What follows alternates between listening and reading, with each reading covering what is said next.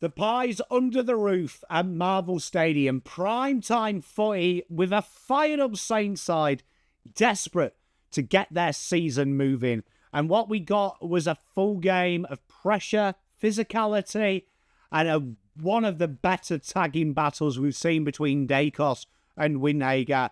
And yet, an outcome that almost seems inevitable. Collingwood, again, have a blitzing third quarter and finish the job. They just thrive on these types of games. In a game where 45k came up to see a grudge match with Spice, Membrey versus his old mob, Windhager versus Daicos, and Ross Lyon versus any of the Marvel Lightning technician staff. As ever, we'll have left with questions. Saints will have done. Pies, more answers. Let's break it all down.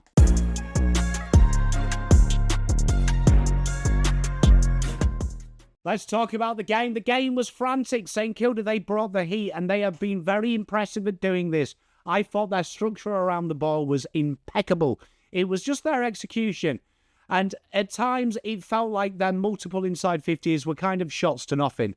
Darcy Cameron was enormous in this quarter, and I thought the two early grabs he took, the setting the tone. McQuarrie as well looked like he was going to have a sensational game before doing his hammy. Darcy Cameron, for me, is definitely one of the best ruckmen who's not getting enough credit in the AFL. His form is absolutely stellar, but his work rate and his ability to pop up and be that moments man is imperious. The second term, he evened out. I thought Rowan Marshall found his groove. Wangani Milwera was launching from half-back, and the Saints did have more of the footy. They looked very good around clearance. They were using the ball. They just couldn't find that scoring punch. And that is kind of the Saints' season thus far. When they have their moments, they don't seem to get that sustenance that they so need. They don't bite that sweet apple on that summer's day. Third quarter, Daicos came into form. Lipinski, Elliott, McStay, they started to hit the scoreboard. Pies got 3 goals in a blink of an eye. The game was wide open. This is why it's the Premiership quarter. The Pies are so dominant in this facet of the game. The best side in the league in the third quarter. St Kilda, they came back in the fourth. Marshall, Butler were really, really good. They got it within touching distance, but then Daicos got his goal from absolutely nothing. Membrey sealed the ball game. Collingwood, 34. Let's deep dive into how this is done. Probably the most boringest thing in the world to talk about, but one that I take great pleasure and privilege in. He's talking about the Pies ball movement. They use the corridor when the Saints slowed down. They make Saints go out wide. They shift their tactical zones, but they keep their width incredibly early, do the Pies. They make you work, drawing Saints wide, forcing them to cut inside to where they've got their traps. An absolute masterclass in how you set up and play the game of AFL. The spread on the tack. So many goal kickers. Multiple goal kickers at that as well. McStay, Membrey, Elliott, Lipinski, Cameron. Who do you stop? In tight moments, they have draws. They have balls to draw all around. Options galore. And the tag solution, this tag Nick Daicos thing, is becoming my favourite thing in the world, right? Because he'll go behind the ball. He'll take the kick out. He'll shift to the wing. Nick Daicos' ability to play about 8 different positions makes you look stupid, and Windhager just doesn't have the pace to go on the outside with him. Daicos, once he goes full speed, that third quarter alone, multiple touches of the ball, changed the dynamic of the game. You're sacrificing one player. McRae said it best. You are literally sacrificing a player out of your game.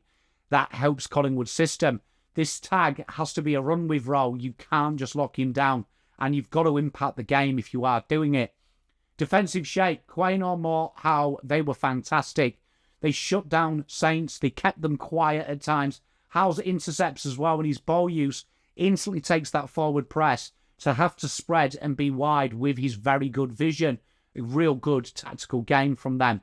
St Kilda, tempo control. They own the ball, but at times I feel like it works in patches when the slow build up. I need to see that second and third gear from them. It gave Collingwood way too much time, I felt, to set up behind the ball, that patient build up, and that's the next layer. And I do think that that's something that's a work in progress. I think they've got a lot of outside talent, and they've got a lot of tools there. They ideally need 2 Nasses, I feel like, one who can play on the wing as well. The forward entries, though, that's a big problem. It's inefficient. It was very close in this game. They were there or thereabouts in the inside 50 count. And that is something that we've seen quite a lot with St Kilda this year. They get so close. 56 to 52. It's close, but it's shallow. It's wide. It's no real separation. They're definitely missing Max King. I think he adds a layer from it. But it does feel that. And then let's talk about the tag. The Windhager first half was brilliant. As the game wore on, as Daicos started to get them kilometres into the legs, Daicos broke free. And there was obviously no plan B. And it feels like there's a missing spark. It really does from St Kilda. I'm quite bullish on their list. I quite like it. I feel like it lacks that X-Factor A-list talent. Sinclair was incredibly controlled. They did a very good job on negating Sinclair. Steele is Steele. Philippou going down was heartbreaking to see. I am a big Mateus fan. He's definitely a huge point of what St Kilda can become. I feel like if you add a couple of extras into that team, though, they'll be all right. Let's talk about the big talking points. Membrey, 2 goals, strong leads, and his ability to bring players in is brilliant. He's one of the most selfless forwards in the world. You could see the hunger. Adding Lipinski's game, which was sensational as well. He was brilliant, worked so hard, made things happen from an early start. And the DNA in the tight moments. St Kilda, they came out of the blocks in the fourth, but Pies controlled, measured, no chaos ball to be seen. 29 wins from 39 under a goal. This team doesn't just believe, they expect to win the close ones, and you do too. The Saints, are they too safe? Methodical moments, and it looks all right when it's clean, but under the heat, you need to have that chaos ball, that ability. They rarely found the corridor in the second quarter, and I felt it really was poor. 52 inside 50s for only 19 shots. You can be better here. 28 scoring shots from just 4 more of entries for Collingwood paints the picture. I think they can be a bit bold, a bit more ostentatious with their gameplay, and it's something that I'm hoping to see from the Saints. Pressure. The pressure game was very interesting here from both sides. 46 tackles to 65. When you do have the ball only 20 more times, I want to see who finished stronger, and you can see this was Collingwood. Felt like the pressure really dilapidated at times from the Saints, and the efficiency inside 50, as we've talked about, and the clangers. It was them moments, 70 clangers to 53 for the Saints. Just feels like you can't do it. You just can't do it at the right time. And looking at the top performers here, the 2 points of difference. Nick Daicos for Collingwood versus Wanganeen Milwera. I feel like Wanganeen at times is too far behind the ball. I'd love to have seen them thrown him into the midfield a little bit more. He's a real point of difference. So a question for you lot. At Collingwood, clearly the team to beat in 25. Or can you get the jump on them and put some pressure on them and make that third quarter be more valuable? Saints fans, do you want to be a bit more bolder?